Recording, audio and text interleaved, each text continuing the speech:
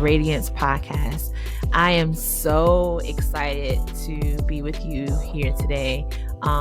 First, let me start off by sharing just a little bit about what does In His Radiance podcast actually mean, and what the vision and mission for this podcast. So again, like I said, I'm Renice Toei, your host. So the reason that I wanted to begin a podcast is because I wanted to help others like myself who are struggling with life challenges to have some kind of hope when it comes to those life challenges, and to also use something called just abiding in Christ. When we abide in Christ, then we can actually radiate who He is and really live out our calling here on earth. And so that's where the idea or the name came for In This Radiance podcast. So if you are tuned in, I'm so excited that you're with us. Let's get right in. I am your host, Renice Toei, and I'm so glad that you're here with me. I wanted to start off by at least sharing a little bit about myself and how I got here to this place of wanting to begin a podcast.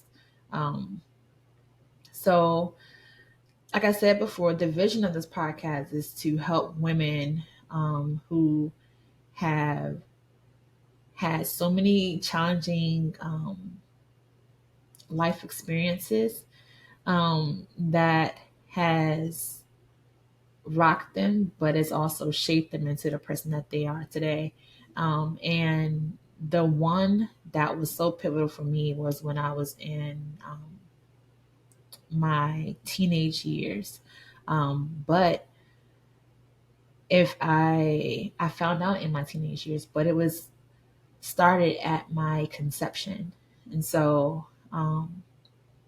the story that I'm going to share with you, it definitely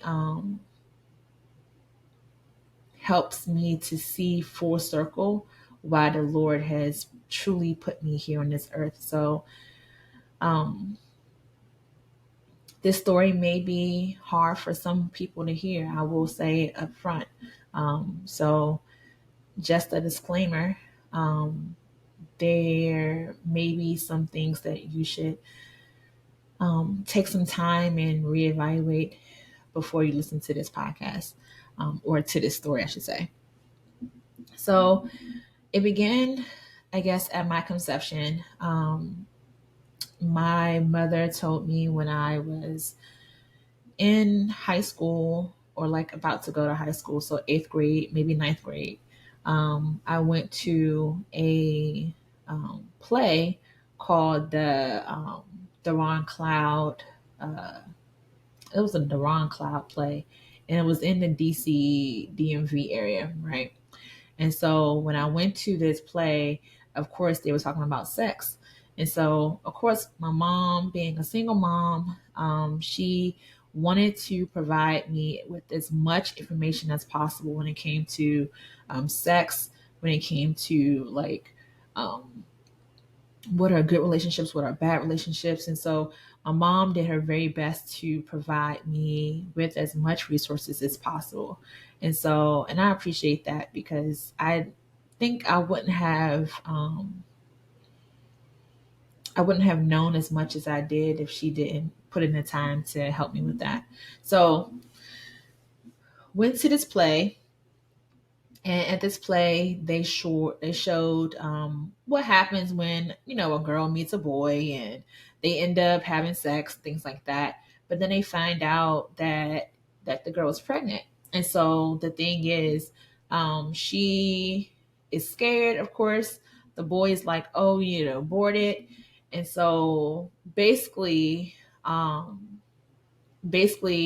this play is about the consequences of having sex, ending up with, AIDS, ending up with STDs, or even pregnant.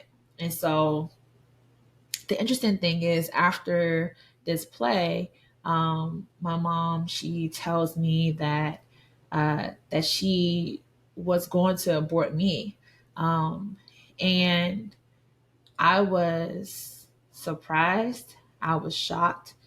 I was confused. Um, but then I was also grateful because I know that the decision that she made to keep me was a hard one because she would be ostracized. She would be looked at as other. She would be um, no longer protected or um, like a glimpse of shame would kind of, come upon her because she decided to keep this baby that's inside of her.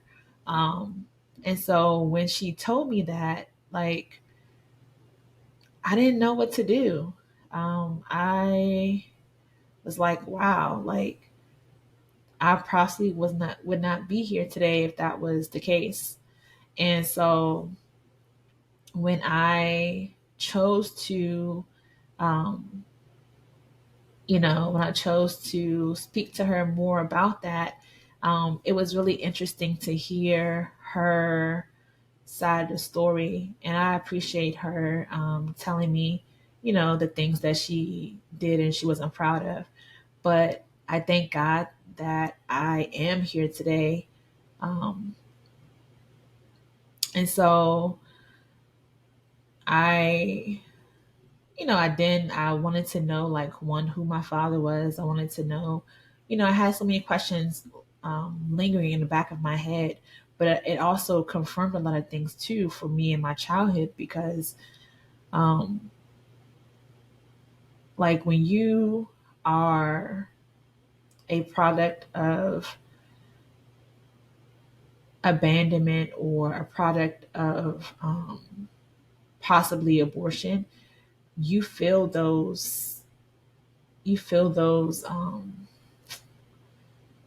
that sense in a sense, like you feel that uh, form of rejection. You feel that even as a baby and growing up, I've always wondered, like, why did I feel like I was always the other? Why did I not fit in? Why am I don't have a dad? And so a lot of these questions came to the surface. A lot of just rejection came to the surface. It made me feel like, well, man, like, what is my purpose then if I'm here on this earth? And so, um, one thing that I have held on to was that I am no longer rejected. I am no longer abandoned because God seen fit that He touched my mom's heart and her life that she decided to keep me, which is why now, coming full circle, I have a passion for women who go through things like this because we're often, or you're, these women are often looked at as um, shameful, or they're looked at as downtrodden, or just hoes, and that's not it. Like, these women are strong. These women are courageous. These women are filled with love, and I cannot fathom not being here because the Lord has shown me so much in my purpose in being here. And so I'm grateful to my mom for choosing life. Many people have this fight nowadays where they're going back and forth about whether a child is a human being or not. They are, because guess what? I'm here. And they are because they have a heartbeat. My mom chose life because she loved me and she didn't want me to not experience what life has for me. I thank God for that because that's the one thing that a parent has to do. Like they become selfless. They become um, giving of themselves, and so um, my mom was, she is amazing. She gave of herself, and she raised myself and my brother and my sister, and that was the best gift that she's given to me. Um, she showed me resilience, and she's also showed me that like there's a purpose for everything. Um, and so a little bit fast forward, like my all of this came full circle for me when uh, I just had a passion for women um, who went through the same situations. So I get married, I go to college, I find, a guy that I was dating, and we get married. And then as I'm about to go off to grad school, and then we end up having a honeymoon baby. And so we have our son. And I lied to you not, like the the lifing center that I went to try to get this help because one, I'm a new mom, I'm in grad school, and they um, they thought I was abortion minded, but I wasn't because I knew my story from when my mom chose life, and so I knew that if she can do it, I can too with my husband on the side of me. And so we decided that we're going to continue on. And this place called, sorry guys, when I cry, like it takes a while for everything to stop. So just bear with me. But yeah, so she, the woman at this place called Loving Choices in Pennsylvania, they took us in. They showed us so much love, the love of Christ that any mom can get through any life circumstance. And so they gave us a car seat, they gave us a baby shower, they gave us food, they gave us gift cards, they gave us so many things to prepare for this baby that I did not even, I didn't even know, all of the necessities that I need in order to, I didn't even know all the necessities I needed to have for this baby that was coming. And so when I finally, I went through the birthing classes, I went through everything that was provided through this um, parent workshop. They provided me with so much help, and my husband with so much help that we felt confident enough to have this child and be able to raise this child in a loving home.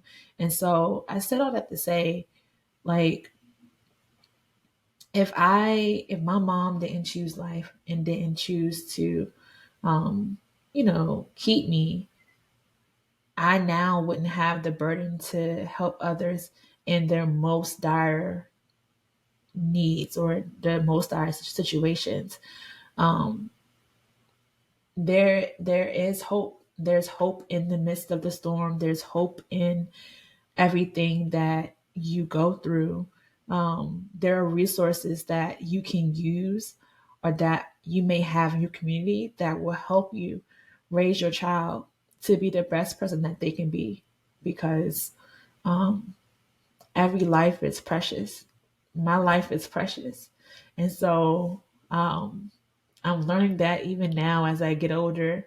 and everything. And so, to those moms out there, to those people who are contemplating abortion, think again, because you may be aborting the next doctor, the next teacher, the next lawyer, the next change mover in our generation. And if you need help and if you need resources, please reach out to a community, reach out, find resources in your area. And if you're not able to find them, please reach out to me. And I will make sure that I'm able to chat with you and find you the things that you need to help you be a successful parent, because um, that baby needs you. Uh, they're a gift from heaven, and you are the one that can help shape that child into who they're called to be. Um, so I hope that you all have a good day. Thank you for listening to my first podcast. And I hope that you all have a, sorry. I hope that you all have a good day.